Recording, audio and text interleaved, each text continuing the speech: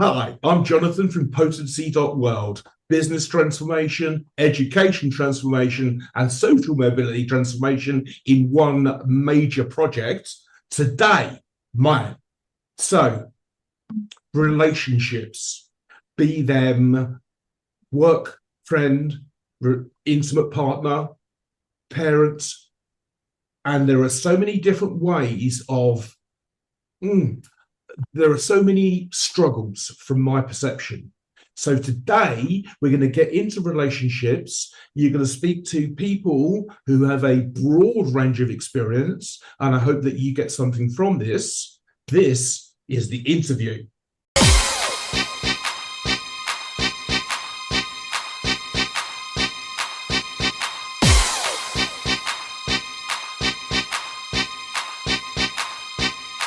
Y'all ready for this?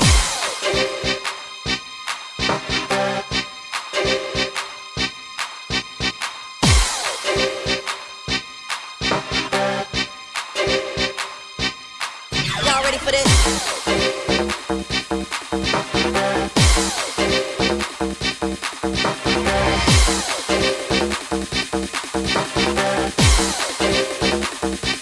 Y'all ready for this?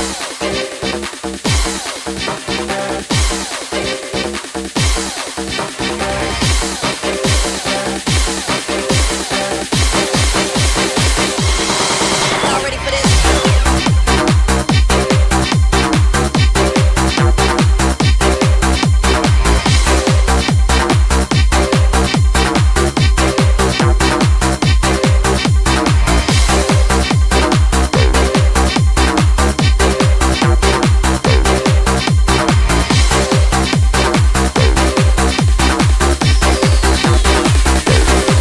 Y'all ready for this? Hi, so here we go. Here's my want to dive straight into the conversation. What I'm going to do though is I'm going to ask the person I speak to first and all of the people subsequently to explain what it is about their childhood that tells me about the person they are today. So, conversations about relationships, balance. Michelle Minnikin is going to offer some perspective later on, but I'd like to turn to Naomi, and I'd like to know two relationship types that you know that have struggles. But first, what made you the woman you are today? Well, I only know one type that has relationship struggles, and that's humans. Aha, very good. Very That good. is, but yeah, my what made me the woman today? Well, one, everyone around me seemed to be having a very, very difficult time, Mm. and why is life so difficult? And that's, what got me into what I'm doing today is that life felt very, very difficult for me and for everyone around me. And, why is that? Why is life is as difficult as you want to make it. So I Mm. just went on a lifelong journey to make life easier and happier and to teach that to the next generation. Because the bad habits pass down the generations forever. It's no one person's fault. And my big driver is let's learn some healthier habits and pass on a new legacy for the next generation. So, is it fair to characterize that as a lack of resources, help, ideas as a child? Yeah, I just think, you know, people are traumatized and everyone's carrying trauma and, it passes down the generations and we're all just doing the best we can with what we've Mm. got and we're not doing it very well and nobody teaches us very simple stuff that will make it all a lot easier. So yeah, once I got these skills that the reason I do this work is because I got coached. And once I got hold of these skills, oh my God, life got so much easier. Mm. And yeah, it's just, I think everyone here is just on a mission to spread the knowledge. It's not a secret, and it's not a personality type or luck or how clever you are. It really is just simple stuff that hopefully one day they'll teach at school. I don't Mm. know if I'm answering your questions. I think you are. And certainly the way you've touched on trauma is something that I can relate, but not now. And I particularly like your they're only human relationships. So you've developed a set of skills from coaching. What would you say is the summary of those skills? Well, it's just really simple. Just what I teach is simple, practical, emotional management and communication skills, and just that understanding of when emotion is high, intelligence is low, and our ability to communicate drops significantly. Um, there's I'm not a therapist, and therapy is amazing. I'm a coach and I'm teaching, in the moment, how do you want to, interact, and how do you want to communicate? And yeah, that's just what I'm teaching, just that really simple, practical stuff to Mm. move you forward to where you want to go. So, from a coaching perspective, knowing where you want to go. Well, coaching is future focused. I love to, the simplest way I describe it is therapy is the why, coaching is the how. Mm. So we're not going to sort of I just recognize I think most people have great awareness of why they struggle and, what they grew up with. We're very well informed now, but it's that. So what do you want to do about that? How do you want to move forward? What is it that you want? That's what I really, therapy, I did a lot of therapy, and therapy got me coping it kept me functioning in really important moments. But I got to a point where I didn't want to just cope. I wanted Mm. more. And that's what coaching gave me. So yeah, coaching is future focused. You're taking action, you're identifying goals, you're moving forward. And I love to do that with people in their relationships. Intimate relationships. Yeah. Yeah. So, and on that note, I'm gonna ask Jeeva to tell people what it is about his, because he and his wife are passionate. I've known them on LinkedIn for 5 years. Why is it that you are the person you are? Well, definitely my family has to take a lot of credit for that. I grew up in India until I was 18 years old and then moved to Canada and have been here since then. So the Indian family dynamic is a very tight, closely knit dynamic. And so multi-generationals living in the same home and so on. And so I would have to give my parents a lot of credit for me being who I am today. And it's mostly positive, of course. There are certain elements in which they practiced on us, and I was the oldest, so the oldest kid always gets practiced on. Then they got it right for the other ones. So, so I didn't go through that phase, but they instilled, to me, they instilled great values in me. I think that's what I'm most grateful for. The first and foremost values, a set of values, all had to do with faith. And my dad was a pastor, and so was his father. And of course, I just retired from 35 years of serving as a pastor as well. Mm-hmm. And a lot of that, so all of that had to go back with the faith that was, imparted to me and instilled in me. And the second thing that was very important, which I mentioned just a while ago, is the family value, the value of family, the value of looking out for each other, supporting each other, helping each other out, was very, very important. And stressed quite a bit. I had at one stage both my maternal and paternal fathers living with us, and so that was really a very like a precious time, which I probably did not realize as precious at that time, but now looking back, I think of that as a great privilege, and even got to meet my great grandmother, which Wow. yeah, not everyone gets to do. So faith, family. The other thing that my family really imparted to me was to have fun.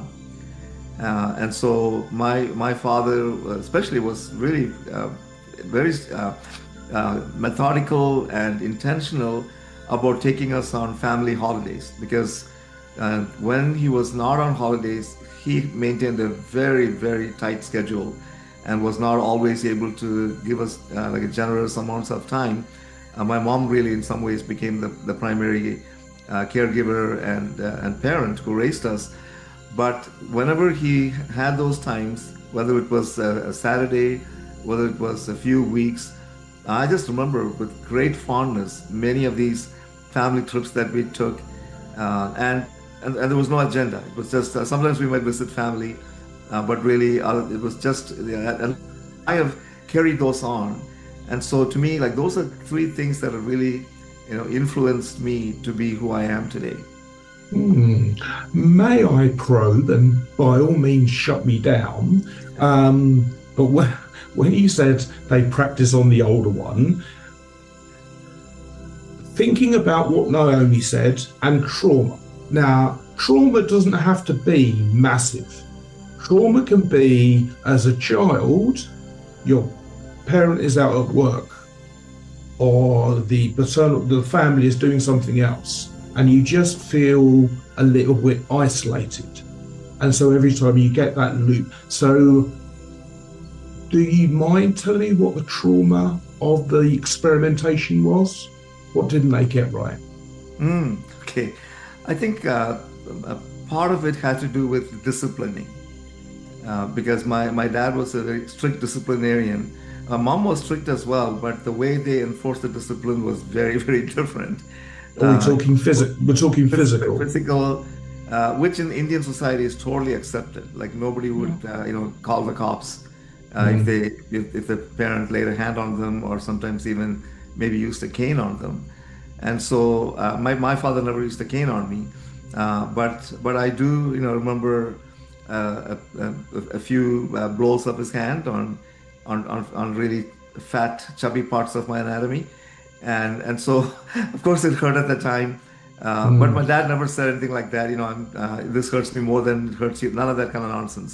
He No. was just very straightforward about, like, you did something wrong, you disobeyed us or disobeyed your mom, and so this is the punishment. And so I think sometimes I felt that that maybe it wasn't that it was overblown, or extra, or what's the word, heavy-handed, pardon the Hmm. pun, but it was more like sometimes he would just discipline just because my mom told him something, or more importantly, my sister. He No. did show a partiality to my sister, because there were two boys and a girl in between, and he grew up in a family of five boys. So when Oh. he had his own daughter, like, that was really something that there was this bond between father and daughter, that they were, like, really inseparable. And if she complained to him, Dad, this is what what Jiva did to me, then there was no probe. There was no fact finding. It was like, she said that, you did it, here's your punishment. So some of that sense Did, of injustice. Yeah. did he actually try to rationalize it by saying this is what the punishment is, or did the hitting come and then the explanation? Well, there was, no, there was an explanation of, like, did you do it? Like, that's about it. Right. Yes, but when I tried to give an explanation, but there was no room for the but. It was straight on to my butt. Yes, yes. Pun intended. Yeah. On that note, then, I'd like to turn to Michelle, because that, Jiva, and it's something I reflect on in my book. My father, I'm adopted into a white English family. My father was a apprentice for Rolls Royce. Everything he does is planned and measured and methodically and strategically worked through. He only hit me maybe once on my bottom for something I was very guilty of, but I still got discipline from the way he conducted himself. That's how I learned discipline. Whereas almost everybody else that I speak to knows it from the fear of or the actuality of physical force. So, being conditioned in that way, Michelle, what do I need to know about you? I know there's loads about you on the internet, but for this recording, what do I need to know about you, and what are you doing with it now? So I find it really interesting. My parents, they never hit me. Okay. I remember once they hit my sisters. So I was the eldest, proper good girl, honestly. It's beyond ridiculous. And then there was a couple of years gap, and then my two sisters, I think there's only like 15 months in between them. So they were almost like twins growing up. But I remember, I never felt such anger towards anybody that they, my dad hit my sister. They probably did something awful. But I think, interestingly, we grew up on like musicals, and the threat was always that we'd get left at Mr. Bumble's orphanarium from Oliver Twist. And funnily enough, I called my child Oliver. I don't know what that says about me. But yeah, we grew up, very, very working class family. Both my grandparents, one was a miner, so from a mining village in the northeast of England, and my other granddad was a farm labourer. So really working class. My dad escaped that by joining the army and then dragging us round Europe. Nowhere really exciting, let's face it, but I did all of my growing up in Northern Ireland. Okay. So this was during the Troubles. All my friends went to the Catholic school, all the friends on kind of my estate. I was in the Protestant school, and really bullied for two reasons. One, I was English. We didn't like English people in Northern Ireland in the 80s. And two, I had completely undiagnosed ADHD. So I was not the normalist child, even though I did my hardest to be as good and as diligent and as, whatever as possible. And bizarrely, the only person that ever hit me, apart from I've got a scar on my head from an Irish kid, was a teacher. Wow. So yeah, I got whacked in front of the entire class probably when I was about 8, and I took myself off home on my own, walked all the way home. It's about a mile. Luckily the IRA didn't know. Yeah. That would have been a really good kidnap target. But yeah, the next thing you know is I just turned up on the doorstep.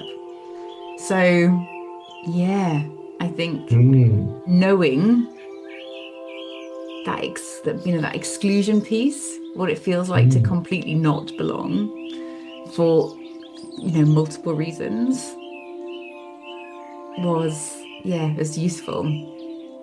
But yeah, completely conditioned to be as good a possible girl as I could be. And hence your book, Good Girl Deprogramming, and your podcast, Good Girl Deprogramming. This lady, for people watching, I got 40 pages into her book, and I said to her, I have to have you for my project. So listen to the podcast, anyone watching this video. So, Michelle, we're talking about, and you talk about it in your book, the earth moving beneath you, in terms of moving around, to be put in that schooling situation in those, my God. So, okay. Traumatized you now, haven't I? You don't know the half of it, but yeah. I'll be all right. But it's just, so honestly, I got into your book and I got angry because it's so laid out, and you go, oh, of course. the teacher that hit you, did you or do you now know if it was the hitting or the hitting in front of the class that was the harsher lesson to learn?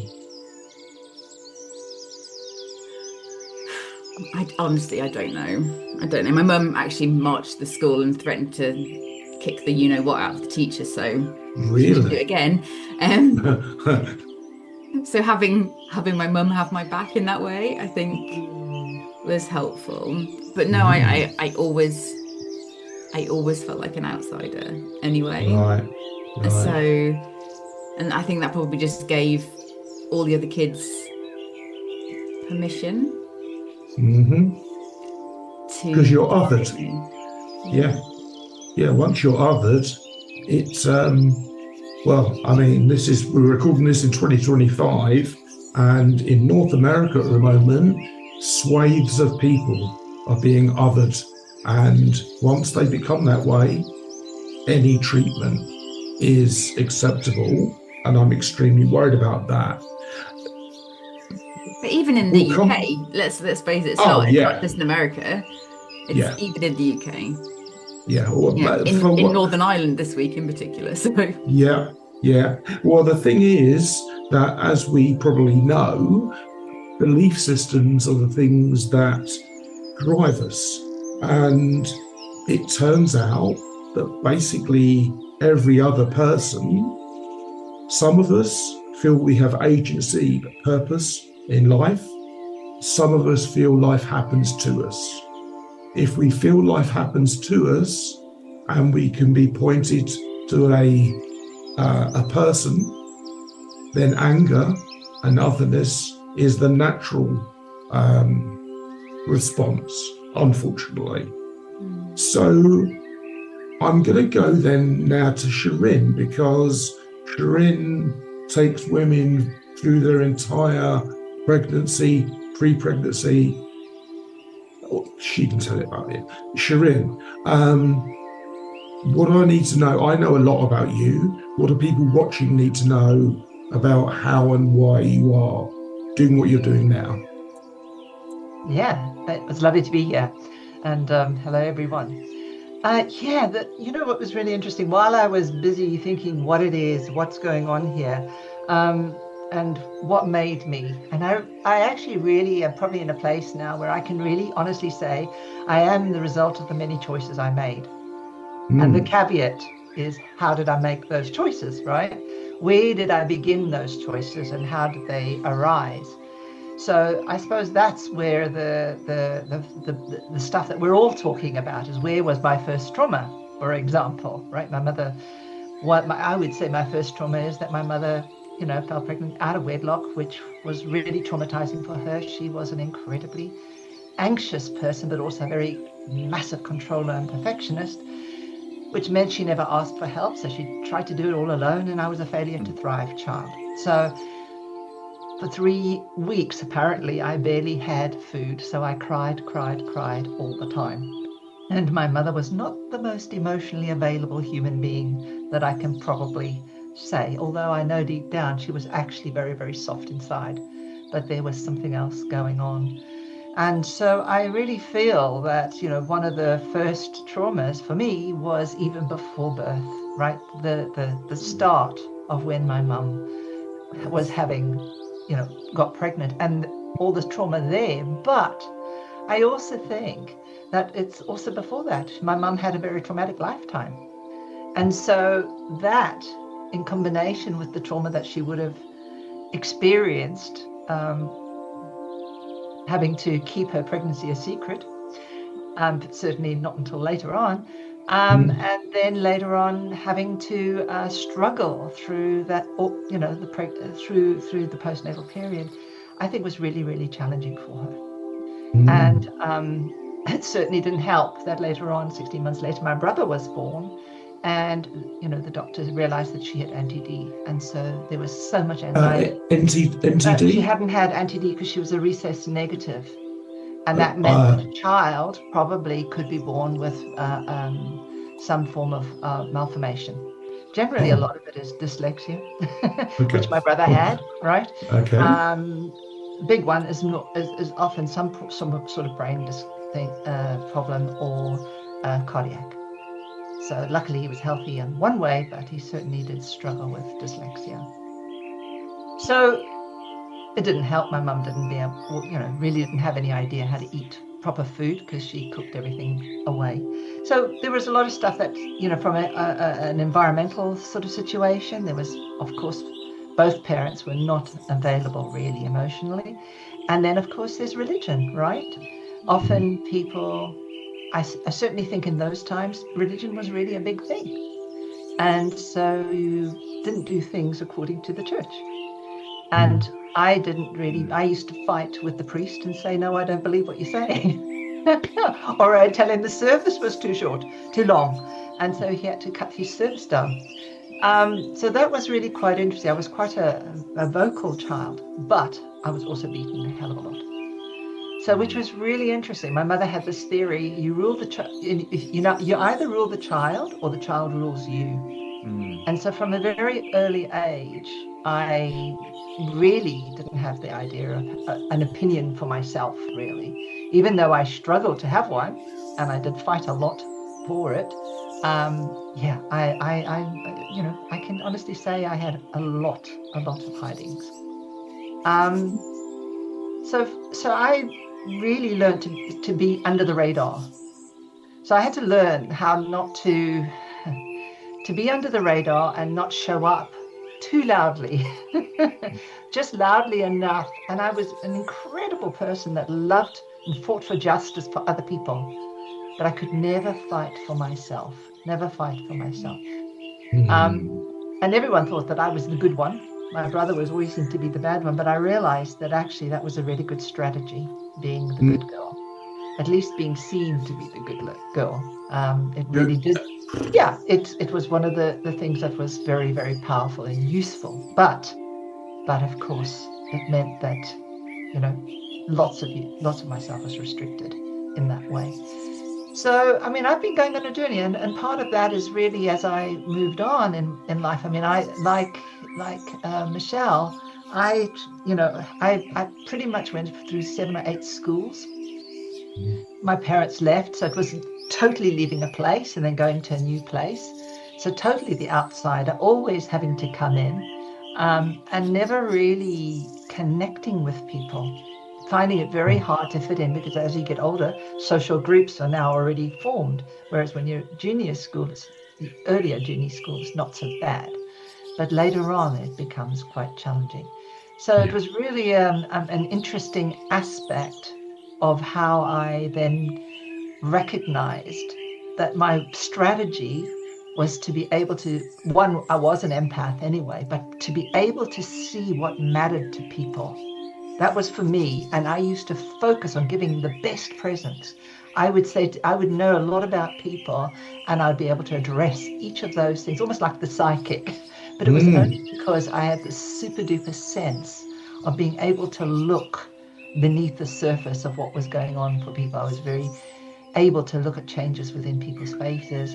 So even when you were young, then you became aware of the power. Yeah. And that power might be misinterpreted. The awareness. Yeah. It's how a child adapts, isn't it? Children are the most amazingly smart people. I mean, I think they're smarter than adults sometimes, in the way they can see very quickly and adapt like a chameleon, to find the needs that match them. I mean, what was it? Was it Sam? Was it Sam who said? Was it Jeeva, who said, "Oh yes, my sister used to tell my father," right? Of course, that's how she could get power. That's how she was able to control you in some way. So kids just learn, and if adults don't understand how smart children are, and work with that, it's going to be very, very challenging.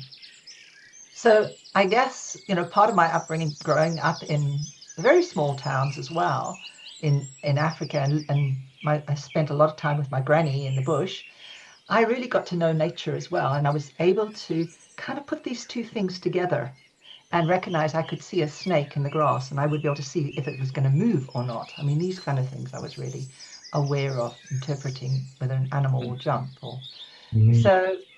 And those just translated across to humans, you know, and it was really quite nice. So as Naomi said, you know, there's no it's really humans that cause the trauma, not animals. So it was really getting to realize that in humans, we are all basically animals that have got a mind that's very different to them. So yeah, that was, you know, our emotional body is definitely the runner, and then we've got our thinking body that kind of drags along.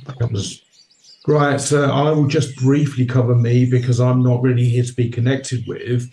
So I'm adopted into this white British family, and I have always known, because obviously my skin colour, I knew I was adopted from like the earliest time I can remember, never a question. As I grew a bit older, and I don't remember how old I was when I was told this, but I was told that the reason I'm adopted is because my mother had a massive bleed before my 5-year-old brother was delivered about a month before. And then during an 18-hour delivery, he pulled her womb out, a womb prolapse. Now, I know, because I've looked into neuroscience and neurology and all that sort of stuff, I know that flooding cortisone into a tiny baby is going to cause problems. And therefore, in the same way as all of you have said in a way, Jeeva may be accepted, I've always felt outside. And I've actually got a website called The Outsider Perspective, because I realised this so innately. Right, now I want to throw it open to the room, so you just dive in and we'll hope that we're basically civilised enough. We've all talked about pretty profound traumas that have made us who we are. What is the one thing a person watching this can do differently tomorrow to make that first step towards something that we know? Dive in. You're not diving in. I'd love to go first. I mean, it's about just that awareness. I teach a lot of helping people have awareness in the moment, and so a really simple way to know that something's coming up from your past is if your reaction is out of proportion to the moment in front of you. It's historic. And so it's like, you know, I'll give you an example. I used to have this very strong beliefs about the family eating sugar.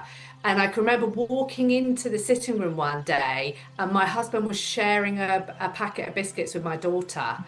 And I had such a strong reaction to this. And thanks to this work, I took myself off.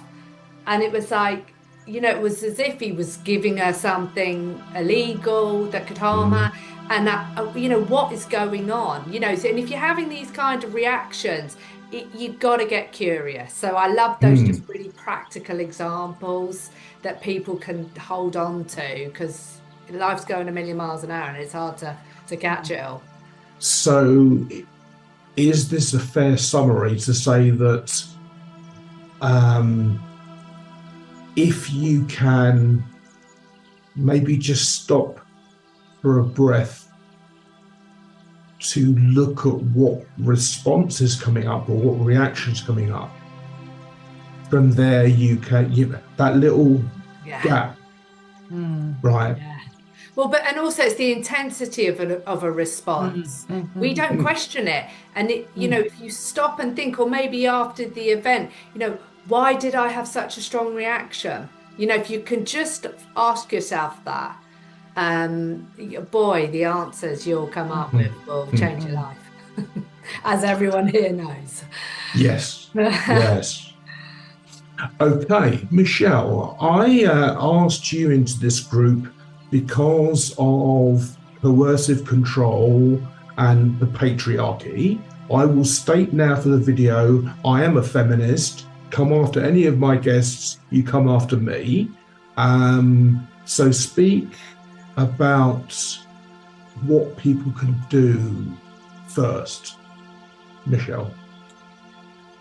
Well, it's always that awareness. So I honestly believe we're living in systems of control that we did not choose, systems that were passed down to us, that are trained into us from birth. You've got the patriarchy and all of the ways that men and women are bullied, coerced, threatened, rewarded into behaving a certain way. Then you've got all of, the capitalism stuff as well. It's like, all of these systems. And so, yeah, it's awareness that most of us are doing the best we can in these systems. And if we don't know about them, then it's kind of not our fault, really.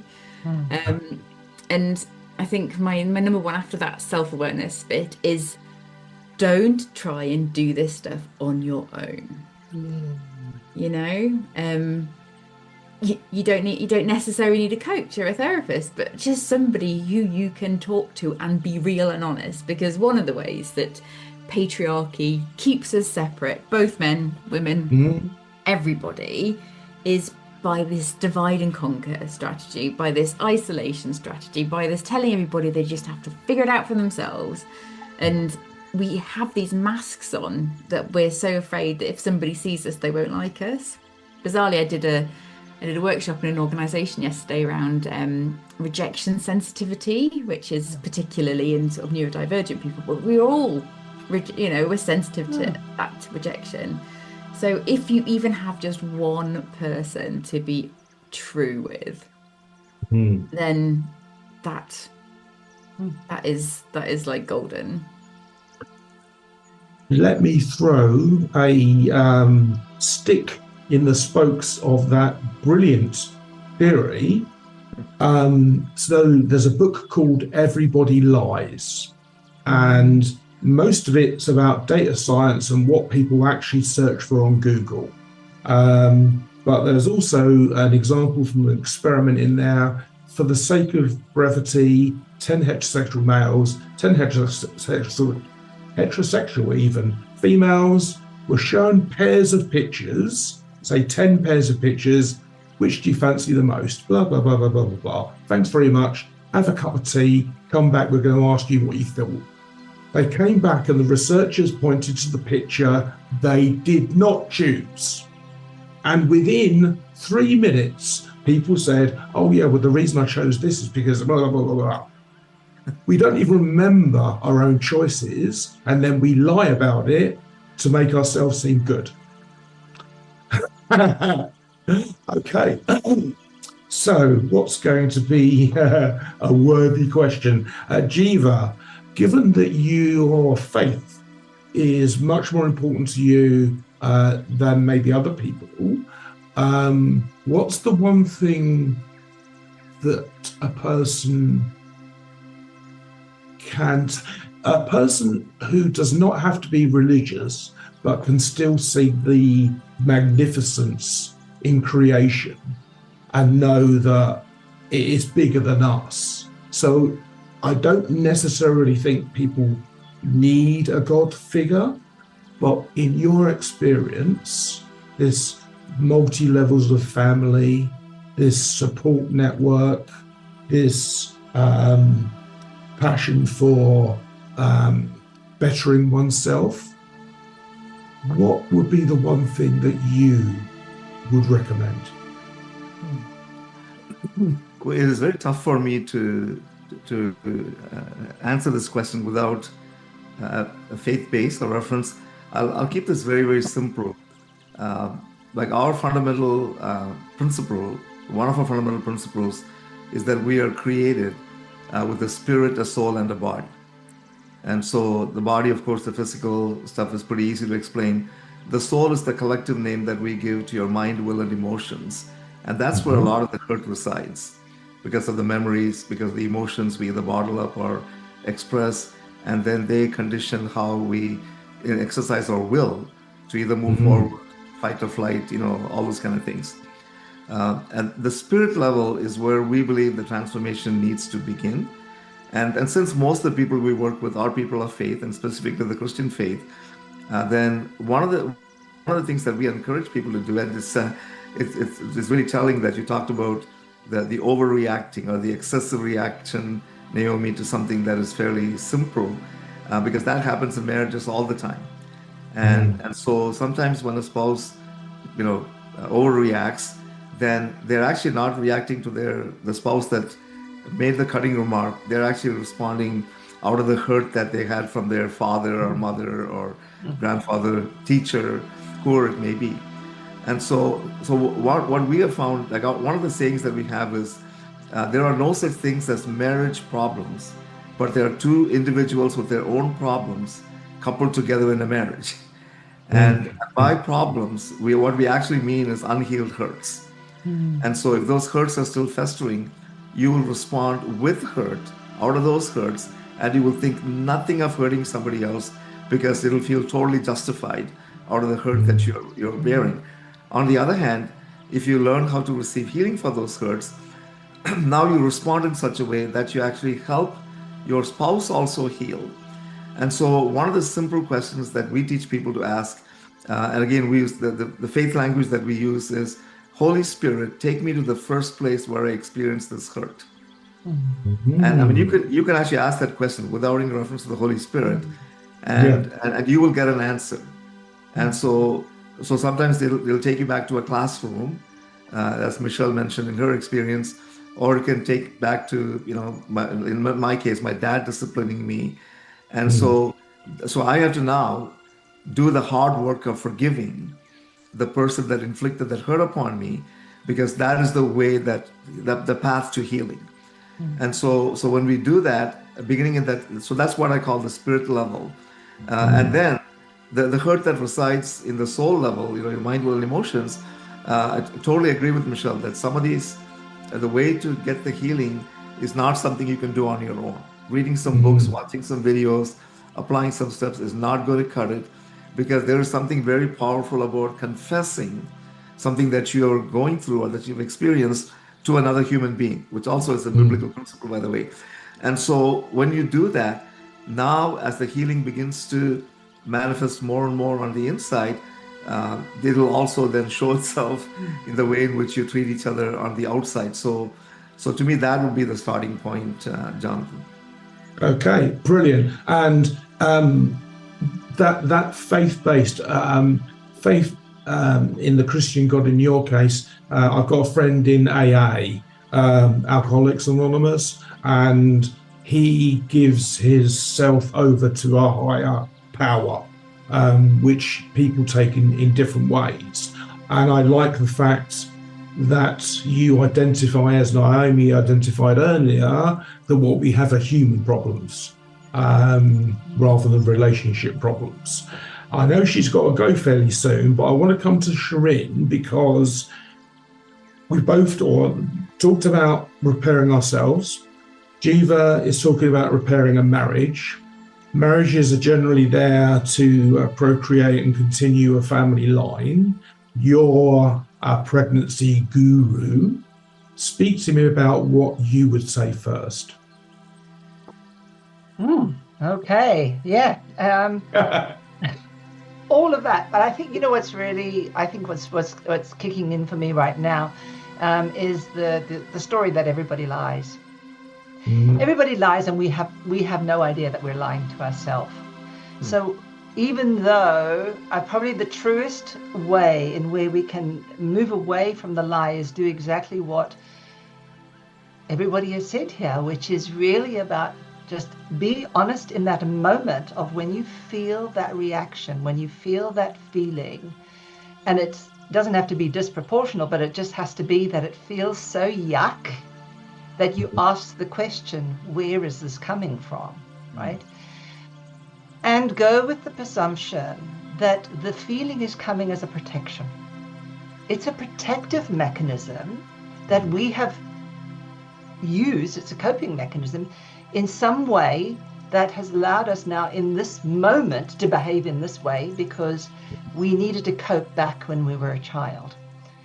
And I think a lot of people don't really get that concept that if it's a protective mechanism, we can begin to feel compassion for that being, our younger self, wherever line we are, but we can start to have compassion for ourselves and be able to see, you made the best choice that you could, right? Rather than look back and be judgmental. How many of us are so judgmental on ourselves? And particularly for women, unfortunately, we've gone through centuries and we still are struggling. Yesterday, both of my clients were talking about social media and how we must do this and must do that, and they're getting so anxious and not really just paying attention to their inner wisdom, right? Not listening to themselves. And I think that part of my work is first of all teaching them to understand there is a language for emotions. The language happens when we bring our head to our heart and we ask in the way, like if we want to ask as the Holy Spirit. I mean, I loved what Jeeva said, because I actually believe all of it. I do believe it's kind of a downward causation for transformation first. And I do think that if we go with that preface that behind every behavior is a positive intention, and we look and speak into the positive intention first, then things will shift and change. It'll stop us from being super reactive in the moment, but go, oh, I'm curious, how did that start? How did that start? Oh my God. Oh, it happened right there. And as Jeeva said, if it's people for relational healing, right? Two people coming with their past, they're coming together because they love each other, but, after a period of time, their past catches up if things are going on. So, yeah, to heal is really about recognizing that you've got to be accountable for your own behavior. So that relationship, you both might be responsible for 50% of the relationship but you're 100% responsible for your own behavior. Yes. So 100% accountable. Okay, so we all know this because we have faced our traumas, learnt from it, and want now to give these gifts, paying it forward. Do you have to get to a certain age before you get any of this wisdom? Because I'm 53 now. Oh, Naomi?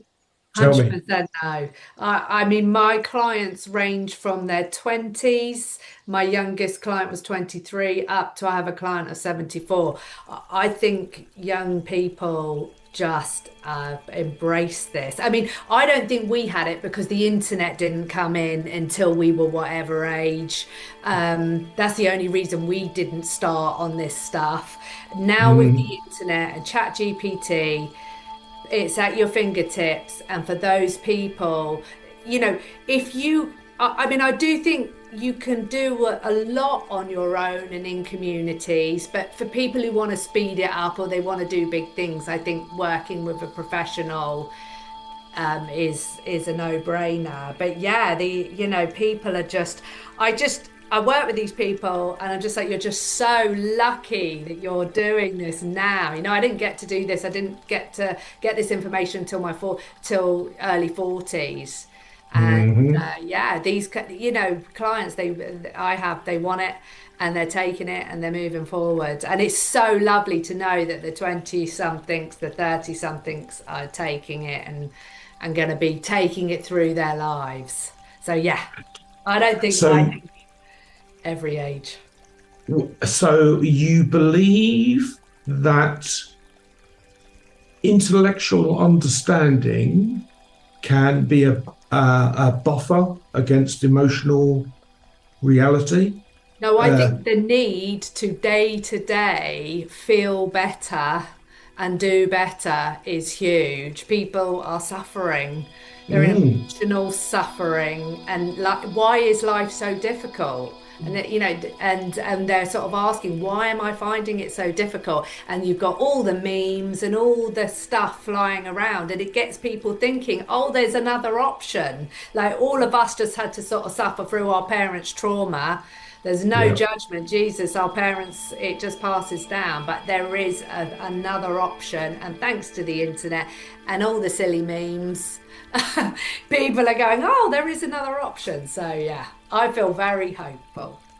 Right. I know you've got 2 minutes to go, so I'm just Yeah. going to throw this stick in your spokes. So there's a TED talk called The Paradox of Choice. It's quite old, and it's about a guy trying to choose a set of jeans for trousers. And any more than 7 choices, and the human mind becomes overwhelmed. Now, I don't use a smartphone, so I am never doom scrolling. How do young people know and not know? Why do they stick to any path if there's so many paths? I don't know how to answer that. I don't really know what you're asking. Say it in another way, or someone else answer it. Would someone else like to answer it? No. No. I think there is a way you can answer it, because I think I think what happens is, if we're in doom scrolling or whatever we're doing in that kind of sense, we're actually really making our attention span very short. We're also keeping our eyes focused in one place, which means that we're not moving them across, so we're not necessarily processing information as fast. And they've actually shown that there's a cognitive decline in memory with doom scrolling. So there's a lot of that. But the caveat is we know now how to correct things. We know now how to begin process. So the part of in schooling and things like that is teaching people mindfulness, attention and awareness, all the kinds of things that bring them back to themselves. Even in those moments, it only needs us to do it 5 or 6 times a day for us to keep our mental muscle resilient enough that we're able to hold enough information into memory. So I think it's just so long as we are able to hold that attention, and we can teach children and teach young adults, certainly, because I think once they get to older adults, it gets a little bit harder. If you haven't done it throughout your lifetime, you want to build the neural pathways for that. So you really want, certainly for me as a pregnancy mum, by teaching mothers to self-regulate so that they can quickly get back to normal, what happens is they have the calmer babies. They are the babies that even when they go and get upset, they can hold the baby and the baby calms down. And even if there's a lot of trauma going on, they've actually found that the baby has been fine. And I think for me, it's about how did that mum help that baby set down those neurological foundations, which means that as a baby, as a young child, how does parents ensure those neurological foundations are there so that when we hit by the world, which is after about 5, where we start with all the attention-seeking stuff, that we can learn to actually inhibit, because the inhibitory factor is really a problem. Self-regulation. Can I just give a totally different angle? Okay. Can I just, Please. My daughter's on a screen a lot. Okay. But here's what she's doing. She's learning to craft something. She's doing some graphic design. She's learning a new dance. She's learning to cook something. And she's gaming with her mates in the virtual playground. She no longer play out on the street. So yes, the screen is ever present. And I was, you should be out playing. But I went on a journey to change my attitude to this screen, because she'll have made something incredible that she found she found a tutorial on YouTube. So yeah, I mean, I understand what you're saying about the paradox of choice. I just think the language has changed around all of this stuff, and kids, and there's a much wider language that's very healthy for people. Excellent. All right. Well, look, any final word from you, Naomi, before you go? You're already 2 minutes over time. Bless you. Thanks so much for inviting me. Absolute pleasure to be here. Really enjoyed meeting you all and having this discussion with you all. Well, I'd like to say that the fact you offered that alternative perspective was exactly the reason I have us all in the room today. So thank you so much. All right. Send you the stuff. See you soon. Take care. Bye-bye. Right. So we won't carry this on any longer than feels necessary. Is there something you'd like to say to your own audiences that they can take from this video? Jeeva.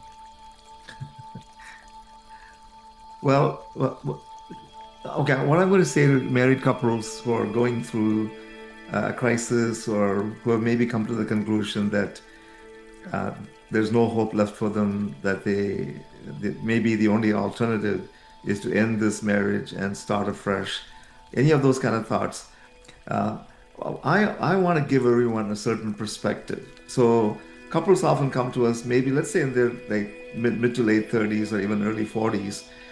And so one of the questions that we always ask them is, hey, let's give you a different perspective. Okay, so here's the perspective.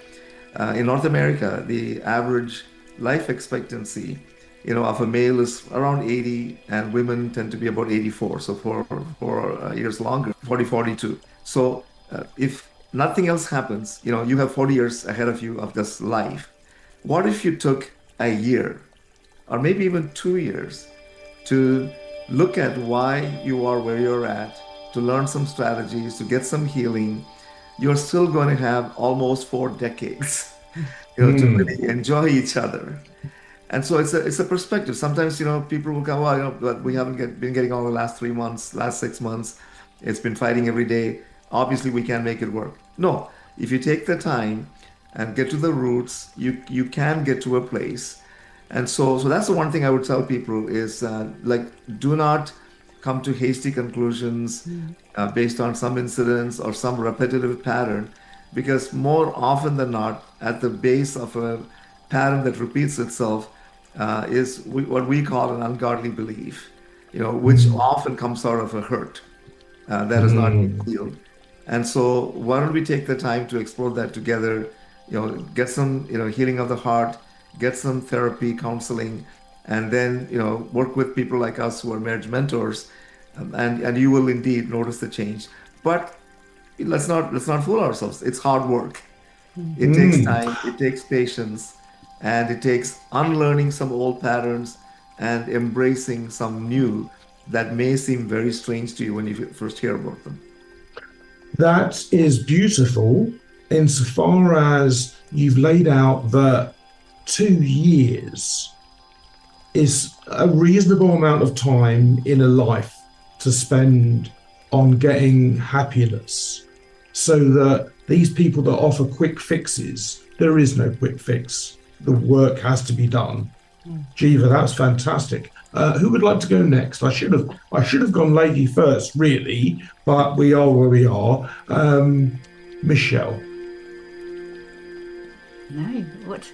So I have translated the book into something suitable for 10 to 14-year-olds. So yeah, that's my news. We interviewed a young lady who is about to go to art school to study illustration, to be the illustrator, to make it pretty. But I've been collaborating with a former teacher as well. So there's 2 of us put our heart and soul into this new book to hopefully help younger people not fall into the same good girl traps as we did.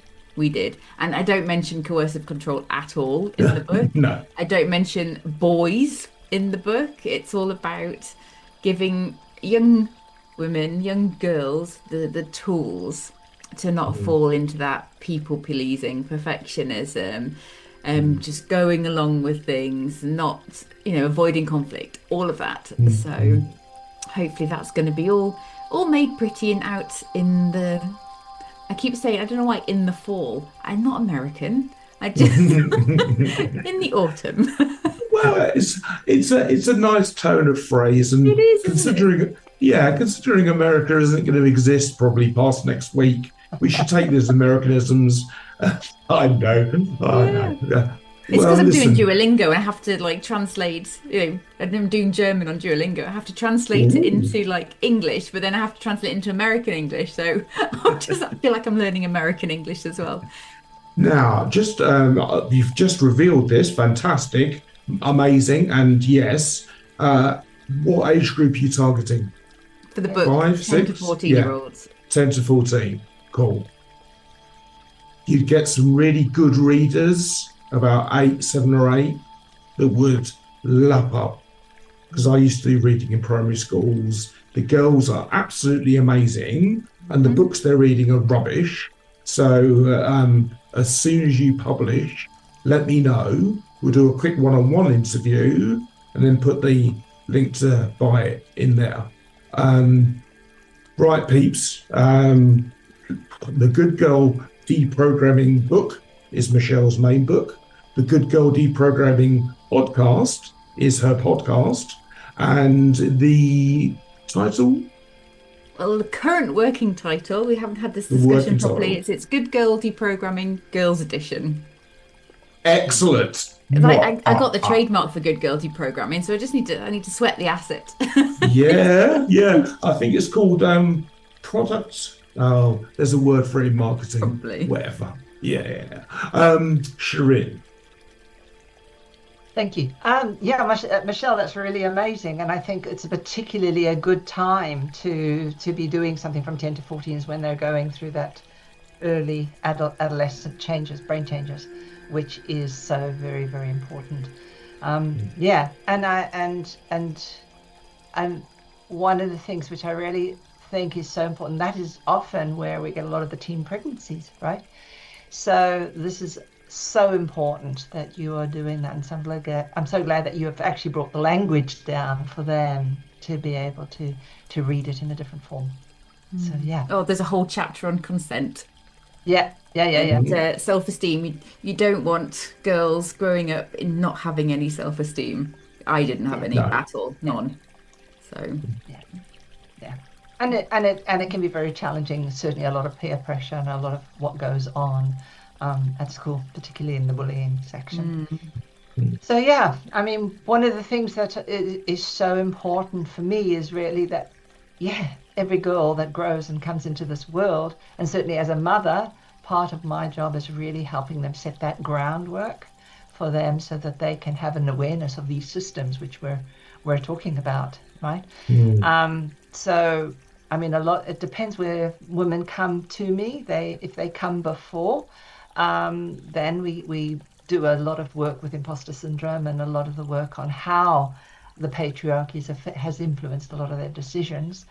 And then during pregnancy, a lot of the time it's just mainly managing the navigation of that and looking around that. And then postnatally, it's really about how do we manage you being a new mom, right? Although you're a new mom right from the concept of even thinking about a mom, is what I believe. Yeah, you're already a mom when you're in that process. And it's about deciding how you want to be, and not necessarily a new reaction. A lot of people don't want to be like their parents, right? So it's how can I choose to be the what I want to be that's different, but at the same time, I'm not reacting. So these are the kinds of things that we sort of look at all the beliefs, I use a lot of soul work, a lot of work where I will normally ask, what does your soul want? What does your baby's soul want? Because I truly believe there is something deeper. And most people have a sense that there is something bigger than themselves. And I can explain it neurologically, but for me, it's a very felt sense that there's something that's driving us in some way. And if we can connect to that, then, most mums are able to handle situations very easily. And in general, I always say, we'll prepare you for a good birth. There's not a perfect birth, but a good birth, that you'll come back, and even if you've had a cesarean, even if you've had a forceps, that you will come back and say, actually, it was a great birth experience. Just because I was in control, just because I was able to navigate and say, hey, hold on a minute, I'm going to take a little breath. All of these kinds of things of self-empowerment, which is what I really try and do for my mums to be, and those that are pregnant already. That is a beautiful message as well. How amusing that when I said not everyone has a religious point of view, I was talking about myself, and you and Jeeva have crossed over on that. And what's astounding to me is that we all are approaching the same core problem from different perspectives and different time frames, which is why I like to have these conversations. All right, well, look, I'm going to tie it up now unless anyone would like to say anything specific. Anyone? No? All right, so peeps, let's go to my speaker view. Yeah, speaker view. So peeps, I'm uploading this to my YouTube channel. These people are all in the notes. Connect with them, reach out to them, follow their stuff, because believe me, you will learn and you will question, and from that comes the possibility of change. What all of my speakers have touched on is what is at the core of my project, which is to have a sense of agency. Having a sense of agency means only that you believe you have some choice in how you respond. When people feel they have no choices, they react, and they're the reactions that my guests have been talking about.